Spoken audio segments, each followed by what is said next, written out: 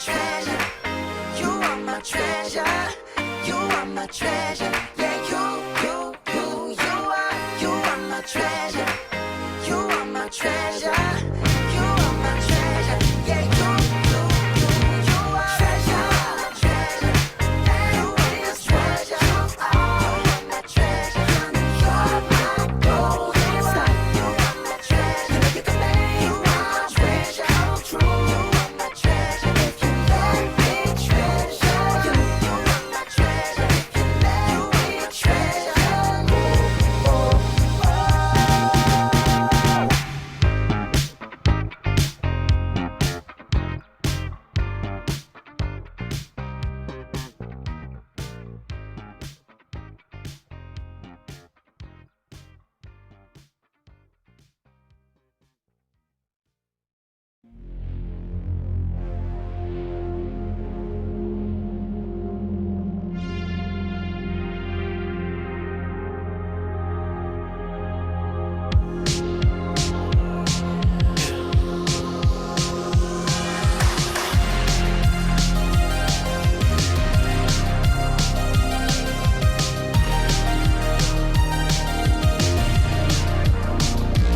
I've been trying to call. I've been on my own for long enough. Maybe you can show me how to love. Maybe I'm going through a drought. You don't even have to do too much. You can turn me on with just a touch, baby. I look around since city's cold and empty. No one's around to judge me. I can see clearly when you're gone. And I said, ooh, I'm blinded by the lights. No, I can't sleep until I feel your touch. I said, ooh, I'm drowning in the night. Oh, when I'm like this, you're the one I just, hey, hey, hey.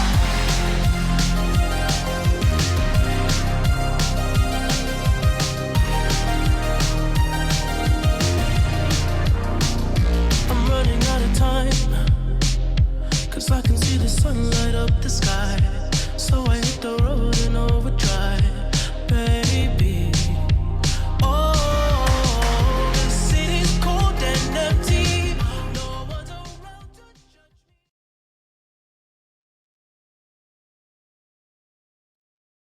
Good morning. Hi, Roman. Hi, Sean. Good morning. Hey, Camilla, how are you?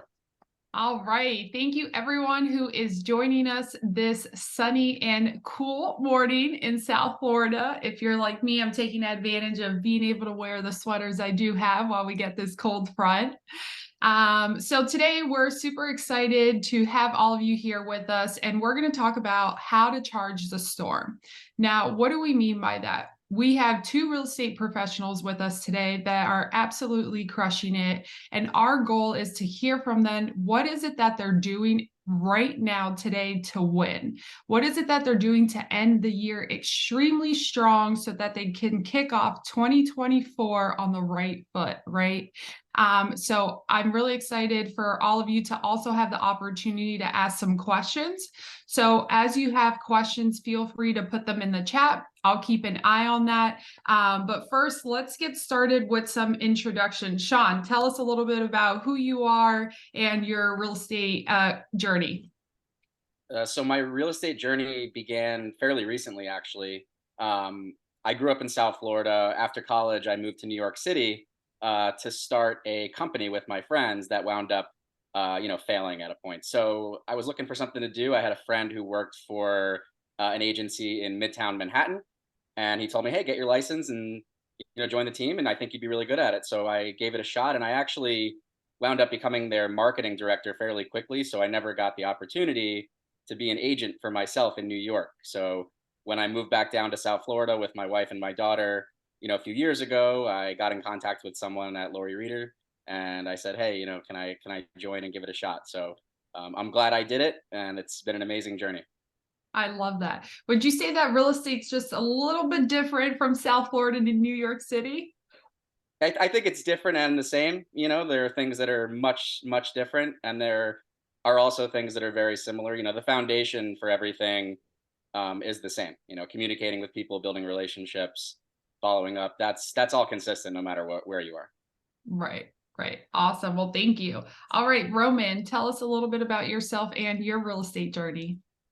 Sure. I was born in Czechoslovakia, grew up in Australia, came to America in 1987, spent some time in the Northeast doing high school, college, and played a tennis circuit for a few years, and that failed miserably. So I did what every tennis player does. I got into real estate in Florida.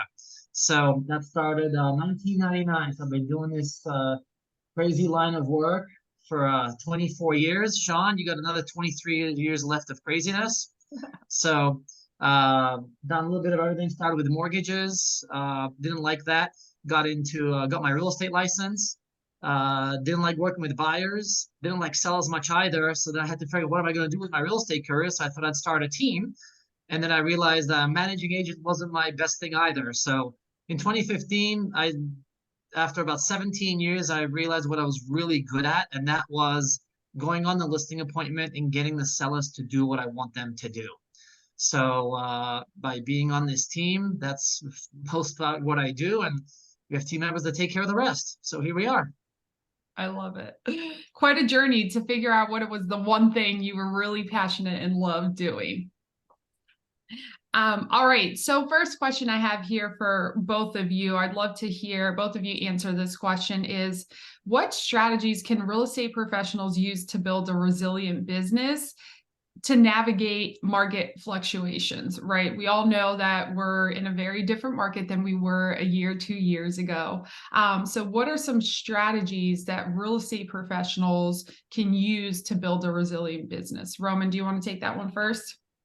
Sure. So over the years, I've realized it's important to develop multiple pillars of business. So, some of us, there's so many things to do. You are business, specialize in a neighborhood. You can send out postcards, be the neighborhood specialist. You can specialize in investors, Airbnbs, condos. I could go on and on and on about all the specialties you could do.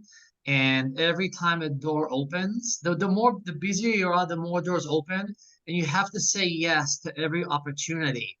And as your career goes along, each pillar of business is going to do well, and it may not do well. And I see it, a lot of the mistakes I've seen agents make is they only focus on one thing, and that one thing may not work in some markets. So it's important to, as fast as possible, build as many different pillars of business. So no matter what the market's like, you're always going to be busy with one or two of those pillars. So what I hear you saying is make sure that you're diversifying your pillars of business and not relying on just one. Should the market change, maybe that one doesn't work in that market, and now you have to start over from the beginning. Yeah, you're always going to get business from all of them, but you got to figure out where you're going to put all your effort into. And that's something that, history has a tendency of repeating itself.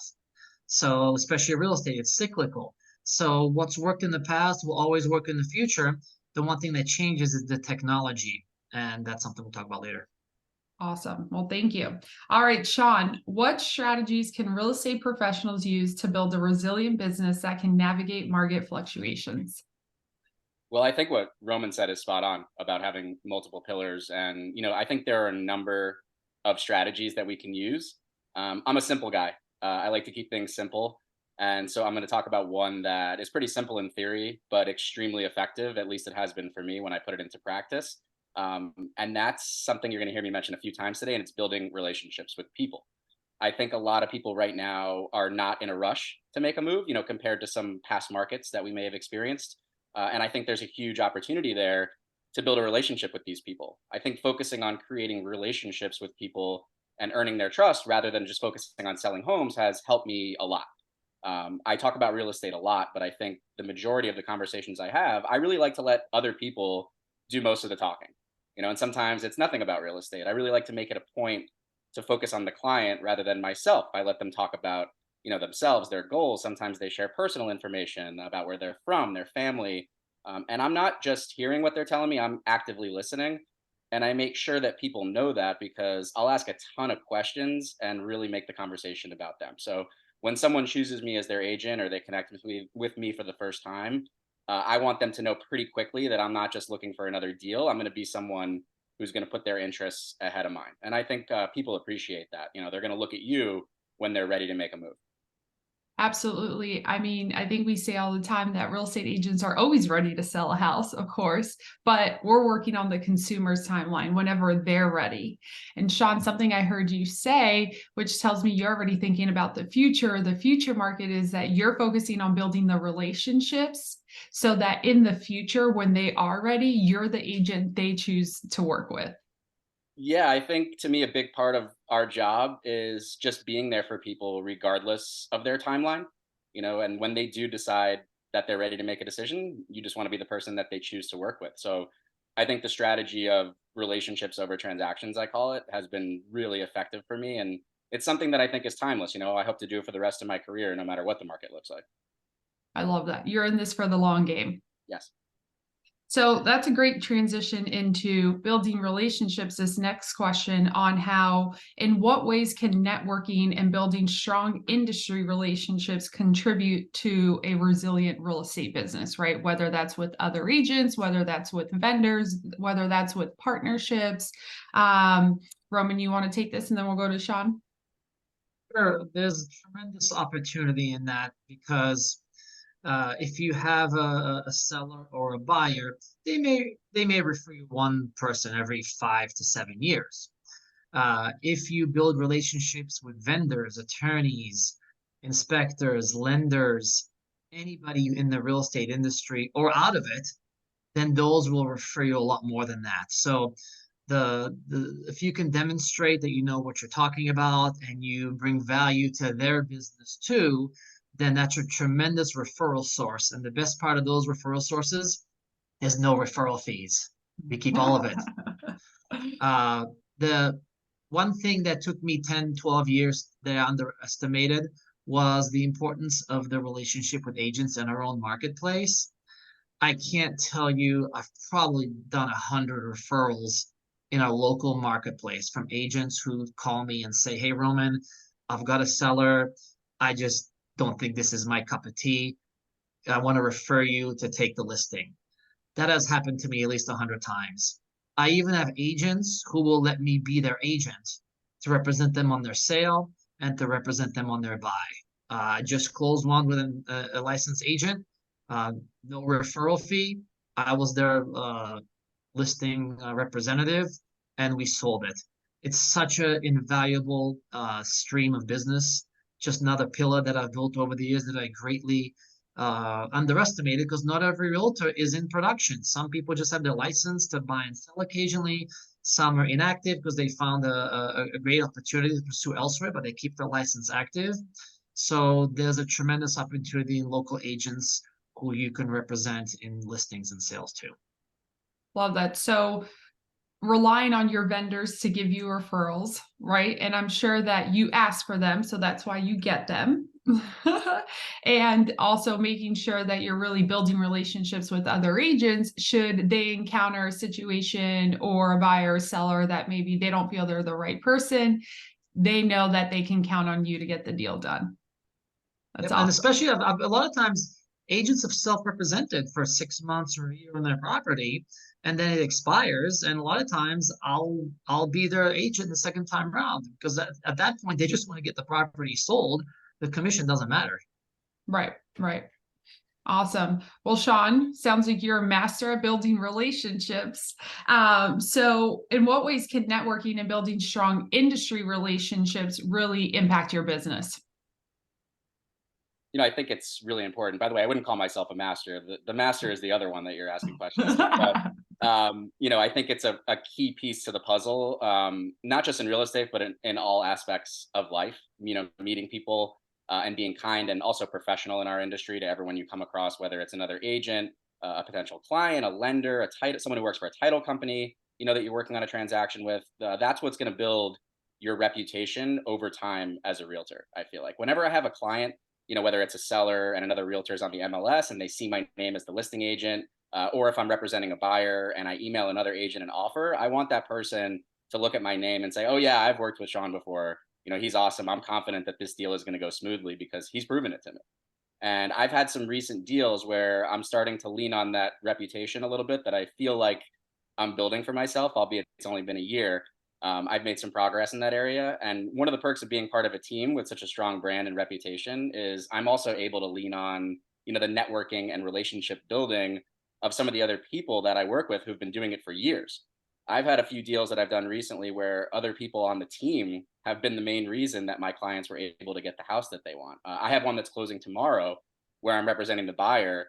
The home he wanted was on the market for a day or two. We got into a crazy bidding war with 4 or 5 other buyers. At the end, I think there were 2 or 3 equally strong offers the seller was considering. And from what the listing agent told me, they decided to accept ours over the other two because they were huge fans of Saria. He said, "Oh wow, you work with Saria on Lori's team. I love her. She's amazing. Lori's amazing. Yeah, I told the seller we should work with you." So, have conversations with other agents, build those relationships, go to events with other people in the industry, not just realtors, mortgage brokers, lenders. Making those connections and having a solid network of people is key. And I hear you say not building your reputation amongst the agent community is really important, but also aligning yourself with other people that really are proud of their reputation. And that's something that they work on to leverage it for your business. That's awesome. All right, so we're going to shift a little bit here. And the one question that I'm sure most real estate agents are really want to hear from both of you right now is, how do you handle the objections when clients are afraid or uncertain of the current market conditions? Sean, if you want, we can get started with you on this one. Yeah, I think it depends really on whether the objection is something that's fear-based, where we can handle it by just giving the client information that helps them move forward or make a decision, or if it's something that's actually going to prevent them from buying or selling. You can't force someone to buy a home if they're not ready. You can only do so much convincing.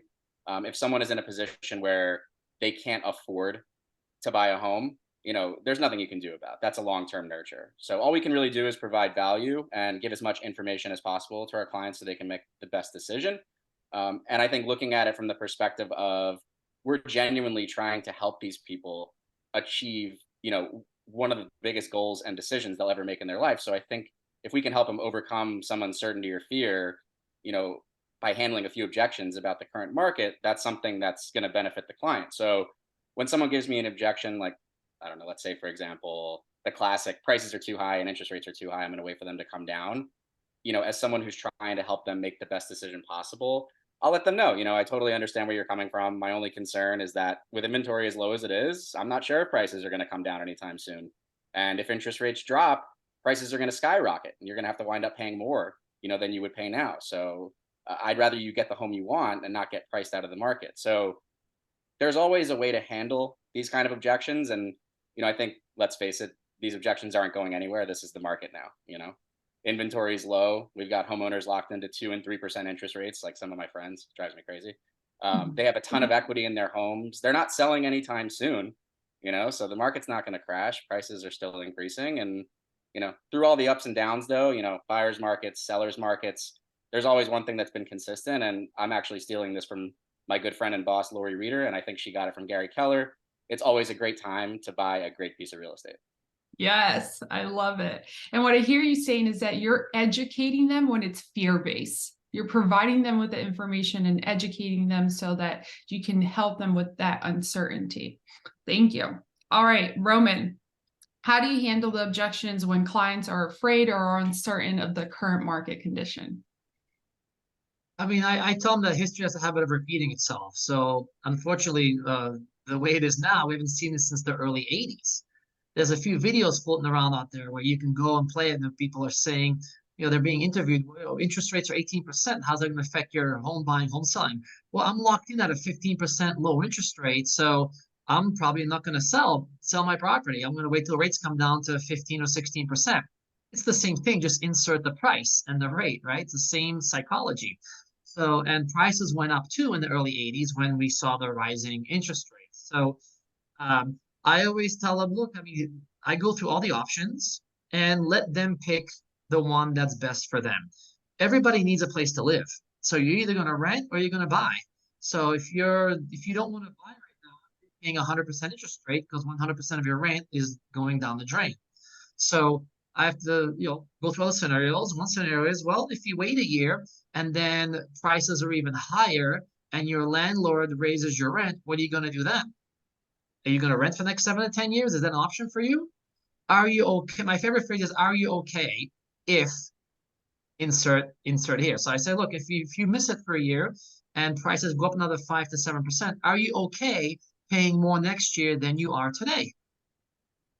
Are you okay if your landlord raises your rent again, or your landlord decides that he's going to sell the property and now you're going to move out of the school district because there's nothing for rent or sale? Are you okay moving your kids to a different school district next year if your landlord decides to sell? So you got to hit them with some harder hitting questions because they don't think about those scenarios. So, and they have to reach their own conclusion. It's very hard to convince somebody to do what you want if they can't, figure out the conclusion for themselves. So you've got to hit on the pain points of what might happen a year from now. And if they're okay with it, say, I'm fine if I rent for 3 to 5 years. That's okay. Now we know. I just call them back in 6 months, see how the rentals come along, see how things are coming. There's not much I can do to get them to pull the trigger now, when then you just sound like you have commission breath and you're just a salesperson. So you present them all the options, give them the good, the bad, and the worst case. If they're okay with the worst case scenario, there's probably not much you can do. Call them back and put into your contact manager a call for March 2024. Call the next lead. Love it. So you're future pacing them with all the potential possibilities to really put that consumer in that position to see how they would feel so that they could self-discover what's the right option for them. Right. And you mentioned something, you can't convince, you can't force people, but the way that you help them self-discover what's best for them is by asking them a lot of questions. Yeah, and I make sure that they're the ones who are making the decision. A lot of times, there's only one logical choice in these scenarios. But I don't want to be the one telling them that you have to do this. I always tell them, look, option one is this. Option two and three, they're just not desirable, but I give them to them anyway. I say, look, those are your three options. Which one do you want to do? And they'll pick the one that I know is the outcome, but now they own the result. They don't come back to me later and say, well, you told me to do this.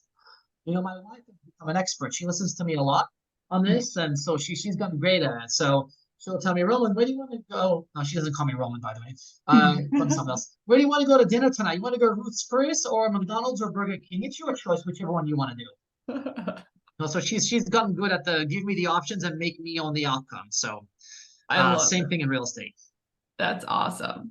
All right. So what have both of you changed in your activity in this market compared to the previous market? And it could be nothing, but I'm curious and I'd love for people to hear, because I'm sure they're wondering, what can we be doing differently right now to really make sure that we're winning?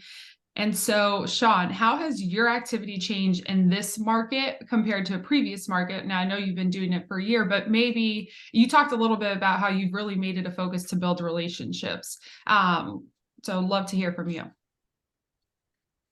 So the way I look at it is, I don't know, for those of you out there who have played video games, you'll understand this reference. So, in a game when you just spawn in a random place on the map, like, what am I doing here? Where am I? You don't know what's going on. That's kind of how I look at how I started my real estate career a year ago. I mean, I was just dropped into this market. I really had no idea what it was like being an agent in previous markets down here in South Florida. I heard rumors, of what it was like pre and post pandemic, and how after COVID buyers were just lining up for homes and real estate agencies were just printing money. So unfortunately, I never got the chance to experience firsthand what that was like. But I also think I'm fortunate in a way that this is the only market I've ever known. And I was actually joking with Roman about this the other day, but I feel like having, only knowledge of the current market we're in has given me a little bit of an advantage over some of the more experienced agents, because I was forced to develop some habits that a lot of agents may have overlooked and still overlook, I think, because of these other markets they've experienced. So I've had to be extremely thorough in my buyer and seller consults. That's one thing that I have made it a point to focus on. Conversations that last 30, 45 minutes, an hour, sometimes longer, and not just one conversation. Some of my consults are broken up into multiple conversations over days and weeks. And I think going that extra mile to make sure that I fully understand someone and I can get a better sense of what they're looking for, not just for myself, so I can find them the perfect home, but also for the client. A lot of people don't even know what they want right now. They're unsure. So taking that time to help them self discover and figure out what they're truly looking for, and also understanding the current market at the same time, I think can be really powerful. And another thing I learned right away was how to be patient with people. Learning how to deal with people telling me, no, I'm not ready right now, and I probably won't be anytime soon. Dealing with those no's and learning to embrace them as an opportunity to build a relationship, it's something that's helped me tremendously. I spent my first few months just nurturing buyers who I knew were not going to transact anytime soon. So I not only had to go deep with those consults, but focus all of my time and energy on building relationships and nurturing people. So it's all you've known. It's It's all all I've you've known. known to Yeah, do. Yes. ignorance is bliss. I love it. And I would agree that you are an advantage because it's all you've known, it's all you continue to focus. And some people are still maybe not resistant, but don't know how to jump into action and just accept that it's about building relationships. And if I make that my focus, my business, I'll have a predictable business and successful business. You All have right, to accept Roman. it. You have to Yeah. accept it. It's just that's what it is. So for everyone, if you just heard Sean, he just said, accept it and start taking the right action. All right, Roman, how has your activity changed in this market compared to a previous market? So I have to figure out, depending on the type of market we're in, where am I going to spend the money and the resources, and where am I going to invest the time? So 2020, 21, and early 22, it was just like 2005 and 6. So it was speed and execution. We didn't need to spend all these hours prospecting because we were so overwhelmed with people just calling that the buyers naturally, their motivation naturally revealed itself, and they were naturally a lot more motivated. If they went out, looked at some properties, and they were sold in one day, their motivation would increase tremendously. So, and they would work with the filter that could get them into the house first. That was really Roman, if bizarre. you could just speak a little bit closer because Yeah, okay. the buyers wanted the agent who was going to get him into the property first. They would call around until somebody answered the phone and made the appointment for them as soon as possible to get into the house. So I hired to help me with working with all these buyers to make sure 7 days a week we were able to answer the phone, set the appointment, and get them in as fast as possible. We don't need that now because speed to get inside the property isn't a factor anymore. So now my resources are taking a lot longer to decide because that urgency to buy the house immediately just isn't there. So now I need extra time and resources to nurture these buyers to make sure that when they are ready, when they have that I'm the realtor they're going to choose. That wasn't a factor during the heyday of the market. So extremely busy. I have resources on just executing from lead to transaction. Now 80 to 90% of my time is nurturing the lead from lead to transaction, but it may take 3 months, 6 months, a year. And that's something I did not do 15 years ago in my career. And because I realized I'm a certain personality style. There's 4 main personality styles that people fit into. When I buy a house, we wake up and we say, okay, let's go buy a house. And we're under contract in a couple of weeks. That's just how I would never think about it for 3 months, 6 months, or a year. So it was hard for me early in my career to work with those people because I just assumed they're time wasters, but they're not. They need a lot of information. It's a huge decision buying a house. So learning how to work with buyers and sellers who are not my personality style was probably the best thing I learned early in my career because I needed to make sure I can work with all 4 personality styles of buyers and sellers. And that way I understood all their needs and wants and how fast they have to move, how fast or slow I need to talk on the phone with them, and I need to put into it. That was a big learning curve. And the faster you can learn how to work with all 4 personality styles, the better your business is going to be and the higher your conversion rates are going to go. I love it. So let's say I'm a new agent to the industry. How do I stay up to date with the current market? Like, how do either of you stay up to date or have a really good understanding or pulse on what's going on in the market? How would you advise someone to really educate themselves? Either of you can take this question. I'll take it. So we use Trend Graphics. I think that for me has been one of the most invaluable tools. From 1999 to 2007, I didn't look at market stats because the market was just going up, and everybody told us in Florida values only go up. I believed it, so I bought a lot of real estate I shouldn't have. And then when I saw what happened in 2007 and 8, I realized that markets go up and down. I said I will never be caught again because I had listings in 2007. We had offers on them. I told sellers, no, don't take it. It's too low. It'll get higher. And it didn't. And I lost a lot of business because of that. And I said, that will never happen again. So before I go on every single listing appointment, I go into Trend Graphics.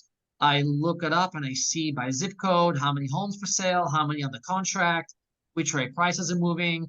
This way, I'm never caught off guard. I can always see if one area is cyclical. I can always see are there more for sale, are there less for sale.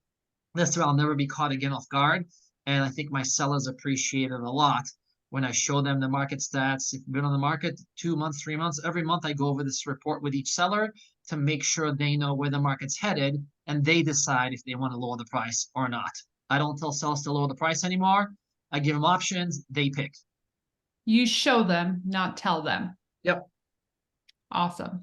So I get this question a lot, and I know Roman, you have, and Sean, you probably as well, as people want to shadow you, right? They want to follow you around. They want to know what a day in the life of two very successful real estate professional looks like.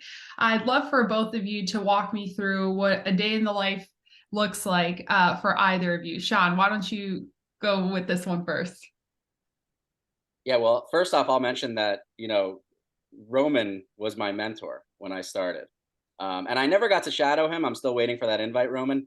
But, I did get to speak to him pretty often and get some insight on, activities that he was doing and what his day like, albeit his day is probably a lot different than what mine looks like because he's been doing this for so long. But, just what I do every day is, I've gotten in the habit now of waking up super early, getting my day started early, getting in the right mindset. I have breakfast, I get my daughter ready for school. I jump on our morning meeting at 8:25 that we have every day. And after that meeting, I'm right into our CRM follow-up boss, and I have tasks that are set up for every single person in my database. So when I wake up in the morning, I go to that tasks tab and I see everything I need to do for that day, and I will knock them off one by one until every single one of them is completed. I rarely will miss any day of tasks that I have to complete. And I'm doing that really from 9 o'clock until however long it takes to finish those. And then the rest of the day, anything that comes up, whether it's appointments, showings, going on listing appointments, things like that come up, those are things that I handle later in the day. But from 9 o'clock until at least in the early afternoon, I'm on the CRM and I'm making sure that I'm following up with the right people. What I heard you say is that you don't have a specific time that you end. You end when your tasks are complete for that day. Love that. All right, Roman, what does an ideal day look like in the life of Roman Pavlik? I sleep till 12, wake up, have lunch at 1, go to the beach. That would be the ideal day, but that's not reality. So it changes every year because I have to really have a pulse on where my business is. 2007 to 2011, we were just doing bank-owned real estate and short sales. So you really didn't have listing appointments. Banks would just send me, here's 6 listings, here's 10 listings. I had to be the general contractor, rehab the homes. I had to go to the cities. I mean, so every couple of years, different pillars of business rise up that force me to put systems and processes into place. So right now I have just with my listing, I usually go to the listing once, I never go back to it. So Cecilia goes with the photographer. We have agents that nice part of our team is we have a lot of leverage. So it's very common that I'll have 2 open houses a week on a lot of my properties. So a lot of it is just getting feedback. Most of 2 to 3 hours a day I'm on the phone. just calling, leaving voicemails, talking to sellers, looking for listings. So I have about 23 listings, I think, right now. So I'm about average. I'm probably a little bit light. I need a few more now because they're taking longer to sell. So Cecilia spends a lot of time servicing those listings and running the monthly updates, getting feedbacks. A lot of sellers need feedback about their homes, why their home hasn't sold yet. Back in 21, 22, they didn't care about feedback. We had multiple offers in 7 to 10 days. So, uh, so a lot of my day is putting systems and processes into place. I haven't worked with too many buyers lately. I'm an agent that works with all the buyers. If I do have a buyer, we pay the showing assistants to go show the properties. So part of it's scheduling. Um, it's not, I just think taking a buyer into the car right now for 3 or 4 hours, I'll have offers falling through the cracks if I take 3 or 4 hours off, so on the listings I have. So it's a lot of juggling. 3 out of the 6 days that I work usually during the week, it's mostly being on the phone, making calls, following up with people every 3 or 4 months. I mean, probably 90% of my leads are all nurtures. The last 5 or 6 listings I've taken, I've been talking to these people for 2 years, 3 years, 4 years. A lot of these sellers I'm calling back, they listed the property with someone else after me, hasn't sold. I'm still staying in touch with them. I'm calling them back. I want another chance at it. They're giving it to me because they had a better experience with me than the realtor after me. So a lot of it is now more prospecting and follow-ups than it was 2 years ago. 2 years ago was just execution. Hey, you go there, show this house, write the offer. So that schedule changes drastically based on where we're on the market and how many listings I'm carrying at any given time. So I think something that's consistent in both of your answers is prospecting, follow-up, and nurturing. I've heard it in almost every single answer in one way or another. So I hope everyone is really reflecting on that. So next question. How can a real estate business maintain a positive reputation and client trust during market changes and uncertainties? Sean, do you want to answer that question first? Yeah, sure. I think there are a number of things that you can do, but I feel like they all kind of fall into three categories. Number one is providing value. Whether that's staying on top of market conditions and trends and educating your clients, keeping them updated on new homes that hit the market, sending them relevant information on new laws or even lender programs. There's always something that you can do to provide value. Don't force it though. Don't send things just to send them. Make sure that they're relevant. An all cash buyer who owns multiple properties that's interested in purchasing an investment home with no HOA is probably not going to be interested in new condo laws or first time home buyer programs. So you definitely want to stay on top of mind by sending things of value, but make sure that you're tailoring them specifically to each individual client. Number two, I'd say, is communicating clearly and providing clients with next steps and a timeline for that communication. Even if it's something like an example would be, I understand you're not in a rush right now and you won't be ready to purchase until after New Year's. So over the next few months, I'm just going to periodically be sending you listings. That way you're aware of everything that's on the market. I'll follow up with you every few weeks. Feel free to give me a call whenever you want. And that just gives them more of an idea of when I'm going to be reaching out. And I find that when I communicate those next steps clearly and I give people a timeline, they're much more likely to engage with me whenever I do reach out, and then number three, and probably the most important, I think, is being honest and consistent, not just with how you operate and always having the best interests of your clients at heart, but also following through and doing what you actually say you're going to do. If you tell someone you're going to send them properties by the end of the day, you do it 100% of the time. If you tell someone you're going to get answers to a question they have about a specific property, you have to go and get it done. If you're going to say you're checking every 2 weeks, you check in every 2 weeks. You set a reminder for yourself to make sure they're getting that call. So people appreciate that consistency. And you better believe that when they're ready to make a move, they're going to go with the agent that's proven that they're going to do what they say they're going to do. I mean, I think Lori has said it and we've heard it, is the number one way to build trust is to do what you say you're going to do. Right. And so that's what I hear you saying. And I loved what you said about the second part, because that's really setting expectations, right? Being clear on what the next steps are, what you're going to do, what they can expect from you as a real estate resource. People appreciate that. people want to be in the know, and every real estate agent is different. And maybe they've worked with a real estate professional in the past that doesn't follow the same process as you do. So you're educating them on the experience they can expect having you as their real estate agent. That's awesome. Roman, what are some of the ways that you feel real estate business can maintain a positive reputation and client trust during market changes and uncertainty? I love everything Sean said. The only other thing I can add is that we need to give the consumers different options on what they can do for their situation. So the nice thing about the real estate business, even after 24 years now, every year or two, new things pop up by companies that are trying to penetrate the real estate business.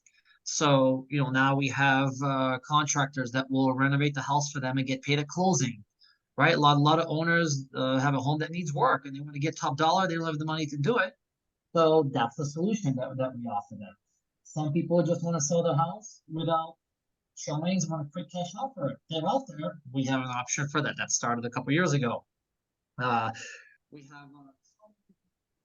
Oh, sell wait, now, Roman, move talk later. close. Oh, there you go. Sell, sell now, move later. That's another program that we have for people. None of these things existed prior to 2019. So as the markets change, we keep finding new ways to help the consumer. And so the consumers love it. And then there are 40,000 realtors in South Florida. Why should the consumer choose you? That's the main motto that I go by when I'm talking to a seller or a buyer. Why should they choose me? What am I going to do that none of the other 39,999 agents are going to offer that consumer? So now with high interest rates, one thing I'm implementing is I'm going to encourage owners who don't have a mortgage to offer owner financing at 3 or 4% interest. Buyers will pay a higher price that will make up for the interest rate just to get that interest rate.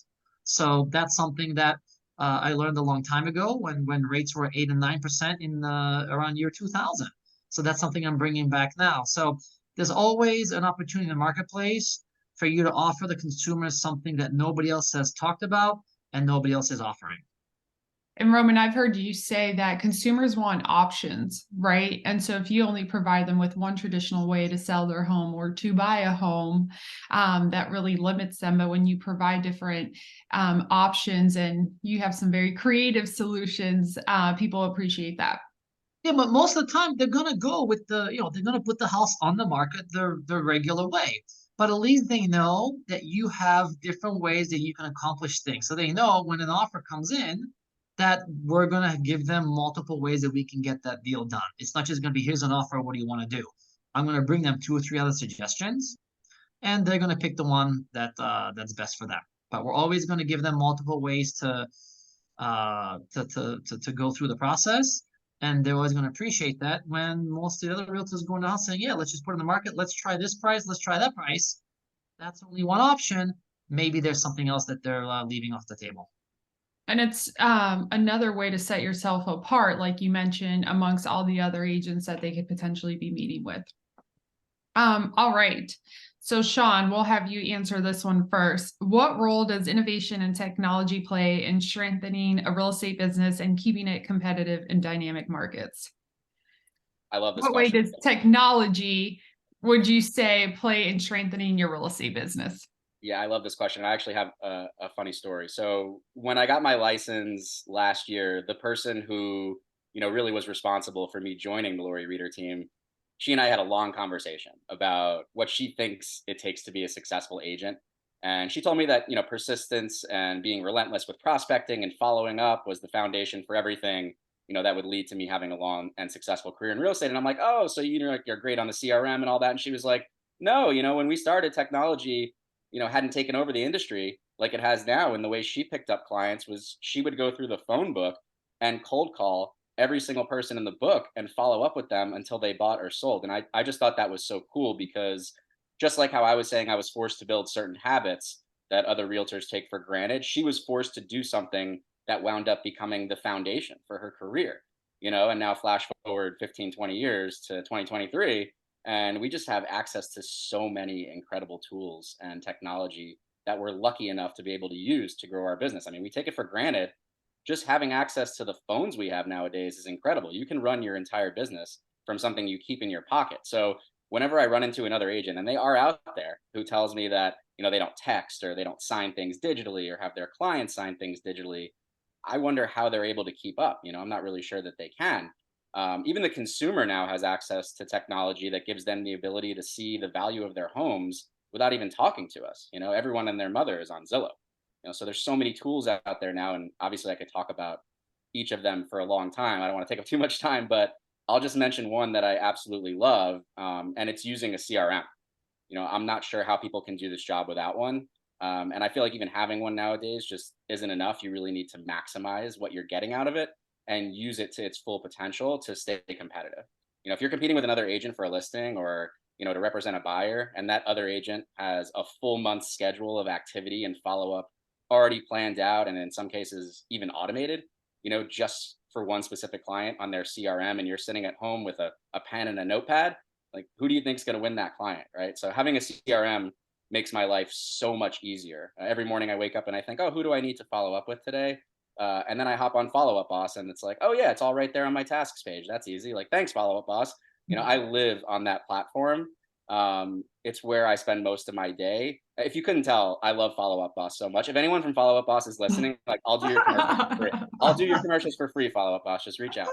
I'll make sure to let them know. Yeah. So for you, the CRM is non-negotiable. It's what you use to run your business. It helps you stay organized. It helps you not miss a beat and following up. And what I heard you say is that you don't want to risk missing following up with that consumer and giving another agent the opportunity to scoop them. And so you're really using the CRM to help you stay on track with all of your follow-ups and nurturing. That's awesome. All right, Roman, what role does technology play in strengthening a real estate business and keeping it competitive in dynamic markets? It's absolutely critical. You have to make sure though that the best CRM program out there is the one that you're going to use. I see so many agents get a CRM and they don't use it, and they want to switch it in 6 months to another one. They still don't use that one either. And then they say this doesn't work. There's so many good ones out there. And yes, Sean, I do love Follow Up Boss too. But I also love Boomtown. I love the KW platform. There's so many platforms that if you use them, log your tasks, make your calls, set follow-up tasks. Everything else is a bonus. If you're not going to do that, then you're just wasting time. So the technology is out there. You have drip campaigns available to stay in touch with these people forever. There's a new one I just saw. It's called Handwritten. Now there's a company that will handwrite notes that they can mail for you. So there's no excuse for not staying in touch right now. The technology is out there. You just got to make sure that you use it and don't get overwhelmed trying to implement 2 or 3 things all at once. Pick one thing, implement it, and keep it going without stopping. Love it. Love it. So we have a question in the chat that if either of you want to answer, and it's, what marketing techniques do you recommend for this market, or any advice on social media content for this market? I can take it. I think Roman and I are going to have different answers for this one, because when I started, I had really no money. I was not in the best situation, so I had to really get creative with how I marketed myself. An example is my in-laws live at Century Village in Boca, and I would go over there multiple times a week and just sit at the clubhouse, talking to everybody, having lunch. I'd play shuffleboard. I'd be at the pool, and I've gotten a few clients like that, and then they've given me referrals. So that's just one example of being creative. And then social media is free. Anyone can use it. So I use it more to market to my personal network, my friends, my family. And it has been really, really great for me, because, they tell me all the time, like, wow, you're doing so well. Whenever we want to buy or sell, we're going to use you. Like, there's no way we're going to use anyone else. And I think just doing simple things like that, so people think of you when they do decide, again, because most people aren't ready to make a move. It's like any marketing. It's, if you see a commercial 10 or 15 times, you're going to remember that brand when you go out to purchase something. So it's just staying top of mind. And sometimes you have to get a little creative. There are ways to spend money and market yourself, which is something that I hope to be able to do at some point. But for now, I've had to come up with creative ideas to do it. I loved hearing about that when you shared that. That's awesome. That's a no excuses. I'm going to position myself where there's already foot traffic, right? Where it's a place where people already go so that I can have conversations and meet people. That's awesome, Sean. Roman, what about you? What are some marketing techniques that you recommend for this market and any advice on social media content? I just still think open house is the tried and true way. I know when I started, I didn't have any business, so 5, 6 days a week. There was a developer building a small condo complex down the street from our office. I sat there every day for 4 to 5 hours, and he let me take all the traffic. I sold a couple of the units. I met so many people face to face. Face to face is still the best way to build trust. I always say, uh, I've copied a lot of things, a lot of realtors, but I made this one up myself. How do you go from lead to trust as fast as possible? That's what this real estate business is all about. And there's no better way than to do it than face to face. They can't hang the phone up on you when you're face to face. They can't ignore your text message when you're face to face. A lot of the business I get is from the parents of our kids at school, that we meet. Now, my son had his first tennis tournament, so I have 4 or 5 hours with all the parents that they're a captive audience. They can't run away from me. So, so it's about face-to-face relationships. And when the market gets slower, open houses are free. You don't have to spend anything. And if you're gonna be at home in your underwear and making calls, may as well get dressed, take a shower, and go call an agent who has a vacant property and do an open house for 4 hours. You can make your calls just the same way from there.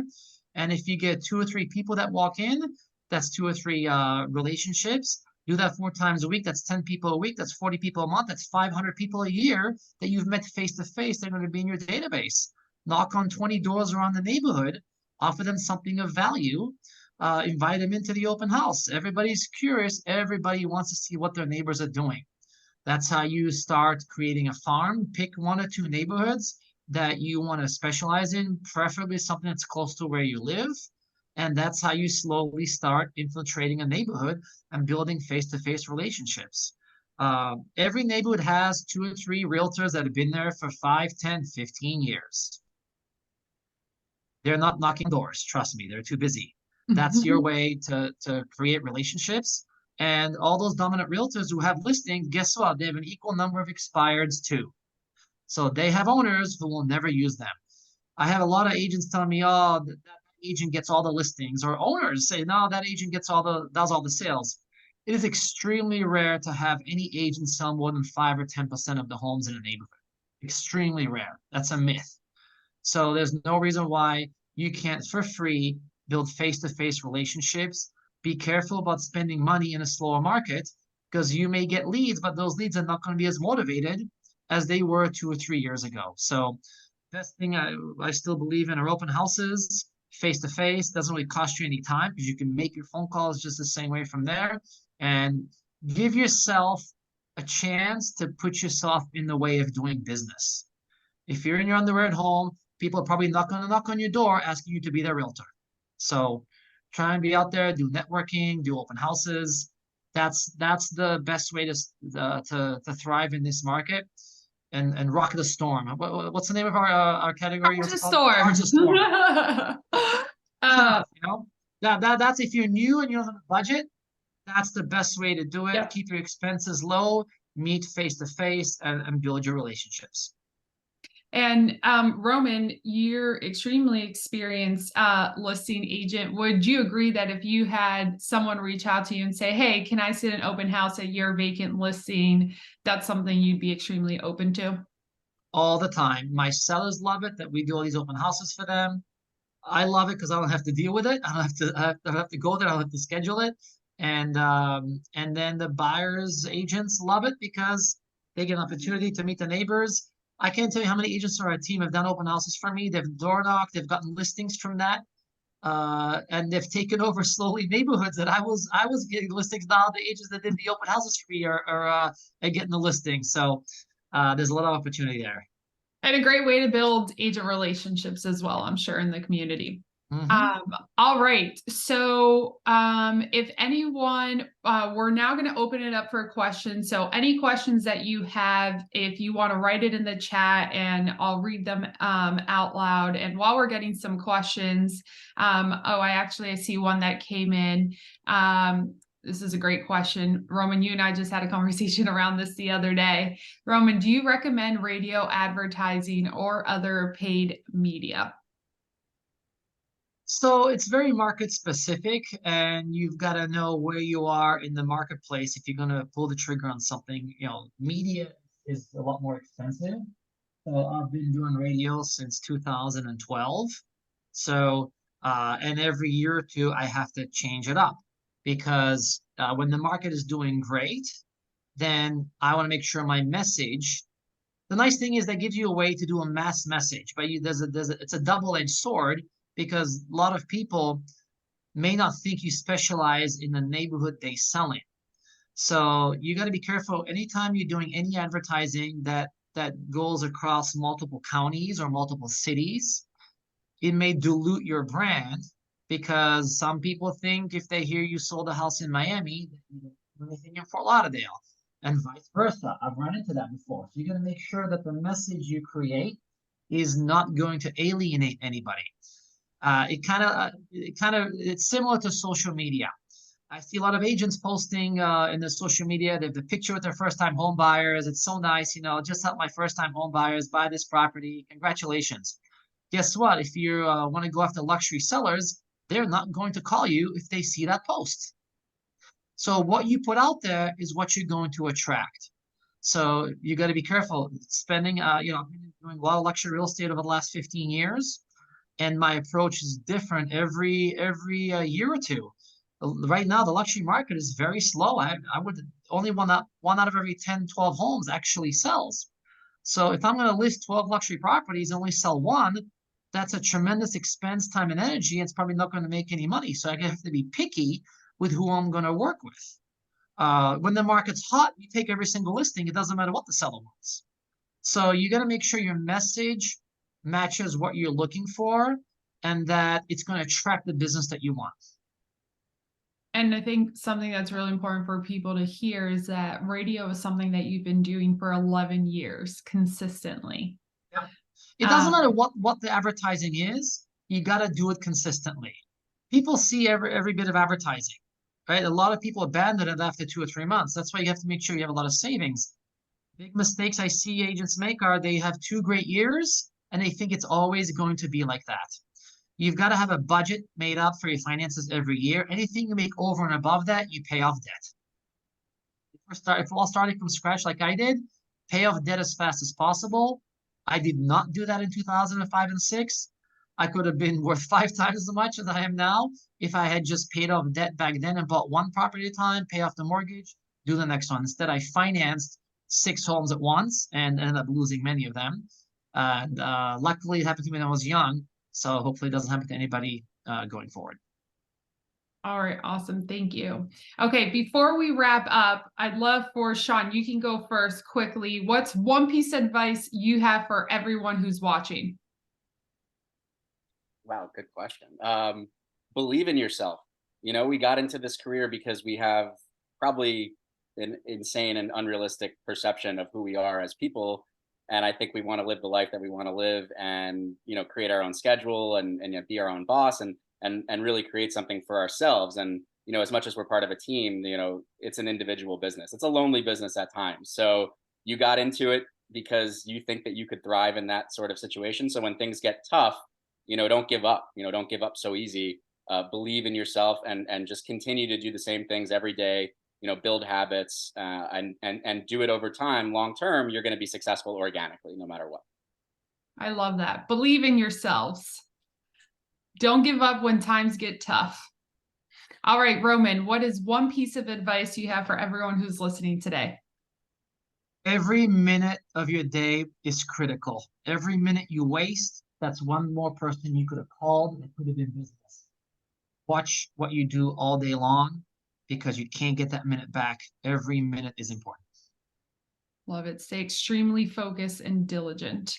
All right. We see someone that's saying, I'm a new agent. I can host one of your open houses. You can reach out to them directly. Thank you, everyone, for joining us today. Thank you, two gentlemen. This was amazing. I hope everyone got tons of value. Now, everyone, go out there and crush it. Thank you.